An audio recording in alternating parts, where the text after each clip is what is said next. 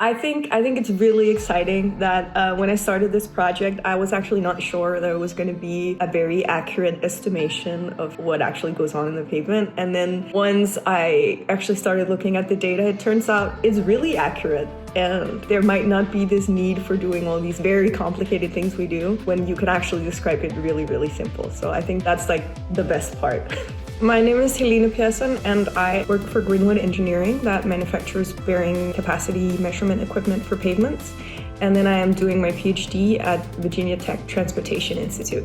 I work a lot with the traffic speed deflectometer, which at NTRO is called the iPAVE. I have been working on figuring out a very simple way of using the data from this device to estimate the strain in the pavement. Usually when we do this, it requires really extensive back calculation where you have to estimate the entire structure of the pavement. I'm using plate bending theory, where essentially the only thing you need to know is the thickness of the top layer in your pavement, and then you need the measurements directly from the TSC. We always presume that the pavement is homogeneous, which is very seldom the case. It's important to know where we can actually sort of section off the road to say that this part looks the same and this part looks like something different. By doing this calculation of the strain, you can actually see where your pavement is similar, and also it can help you give a very simple first estimate of where you might have problem areas, so where your pavement is not as strong as in other areas.